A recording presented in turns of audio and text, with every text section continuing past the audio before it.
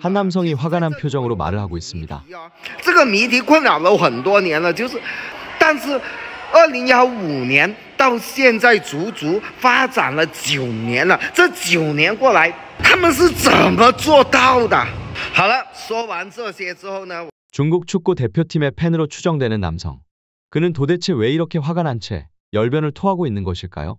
지난 17일 0대0 무승부로 끝난 피파 랭킹 107위의 레바논 그리고 73위의 중국. 황당하게도 그들은 서로를 승점 자판기로 여기고 있었습니다. 당초 우레이를 향한 중국 인민들의 기대감은 그들이 출국하는 공항에서부터 고스란히 느낄 수 있었는데요.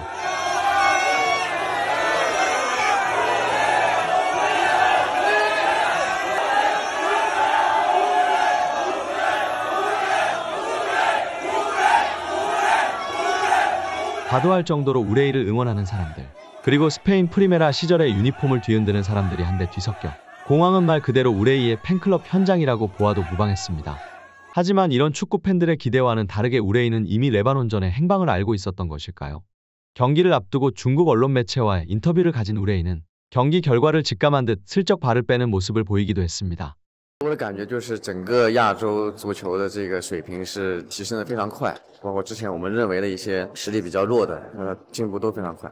我对自己没有什么特别这个目标和要求吧，就是能够给球队做更多贡献，然后更多是考虑球队能小组出线吧。 그는 아시아 축구의 전반적인 수준이 매우 높아졌다며 과거 근거 없이 이길 수 있다 자신감을 내비치던 평소 모습과는 상반된 모습이었죠.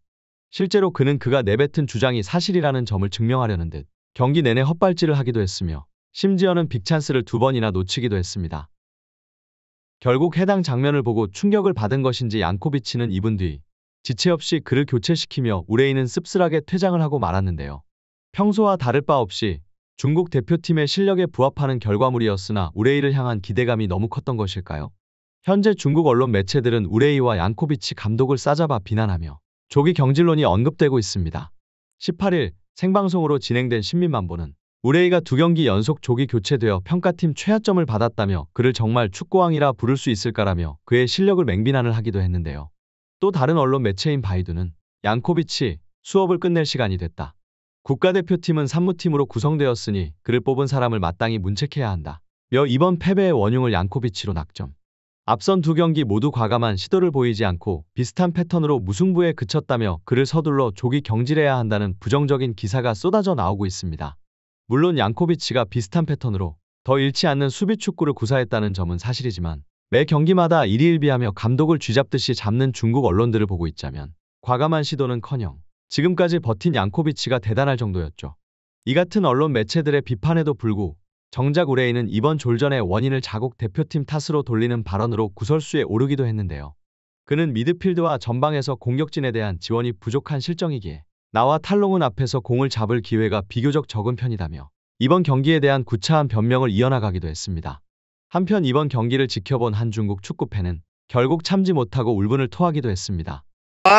国足牛逼啊，打平了，连续2场以不败的战绩啊，只要打赢了就肯定出线，哪怕打平呢，理论上呢还是有机会的。你要知道这一场对手很强，包括上一场也是，上一场是109名，而这一场的黎巴嫩呢是世界排名的107名。其实以国足目前的这个战绩打平2支豪强的话，我觉得 大家没必要去碰吧。其实在这里我有个谜题啊，这个谜题困扰了我很多年了，就是国足的最牛逼的排名应该是在56名左右啊，但是2015年到现在足足发展了9年了，这9年过来，说实话的，你们有没有见过国足赢过1次的？你9年都在输。 排名现在还有75，只比许老板那里下降了19名。他们是怎么做到的？好了，说完这些之后呢，我们还是要正能量啊，相信会越来越好的。我们要往前看，那怎么可以将国足真正带进国家队呢？我很严肃的啦，现在就是呢，昨天罗马的主教练莫尼纽已经离职了，没公开了啊。我觉得他过来带国足，就好像2002年的希丁克过来带韩国一样。你看看韩国现在多强啊！我们请得动莫尼纽，肯定是有机会的。但是问题又来了，因为莫尼纽 심지어는 지난 한국 바레인전을 생중계하며 강력한 우승 후보로 한국을 꼽던 해설진들 역시 자국 대표팀에 부정적인 총평을 내리기도 했습니다. 梁老师怎么看待这场比赛的结果？从场面来看，双方都有机会，平局也算是合理的。那么季海觉得这2场小组赛下来进不了球，问题主要出现在什么地方？首先，我想对结果表达一下我的看法，肯定是不满意的。就是在我的这个球员经历当中，可能黎巴嫩我印象当中没有这个交手过，对，面对这样的对手，我觉得应该是稳稳的把3分揣到兜里，才应该是中国足球的常态。你觉得？当然，吴磊那次的机会是最好了。那第1场比赛，吴磊也有过门前踢呲的这个情况。很遗憾，咱们国足的这个最有把握、射门效率最多、进球最多的射手吴磊，这次参加亚洲杯的决赛圈不在最佳的状态。给他的支持也不够，我不是替他说话，但是给他的支持也不够。其实。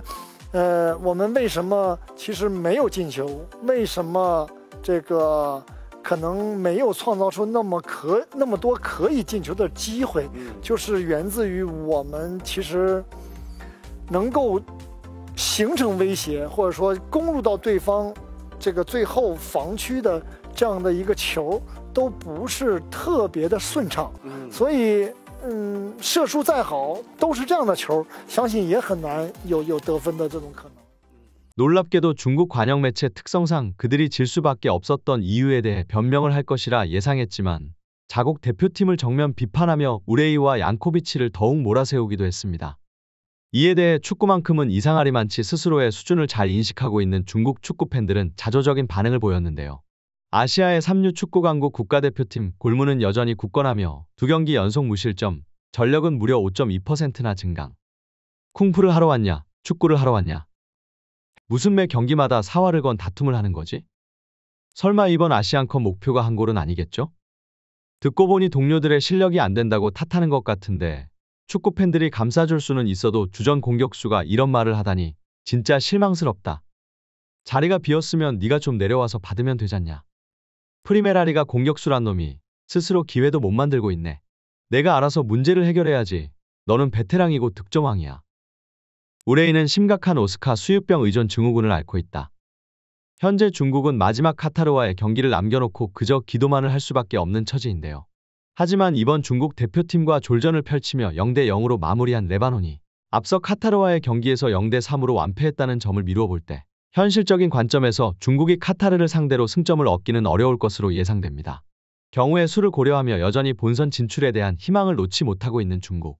하지만 그런 그들을 기다리는 것은 우레이. 아니 중국 축구의 차가운 현실이라는 사실 전해드리며 이만 영상 마치도록 하겠습니다. 최근 영상에 대한 피드백을 해주시며 응원해주시는 분들이 늘고 있습니다. 정말 너무너무 감사하게 생각하고 있습니다. 앞으로 더 잘하라는 뜻으로 알고 더 재미있는 영상 계속해서 준비하도록 하겠습니다. 다시 한번 구독 감사 인사드리며 이만 영상 마치도록 하겠습니다.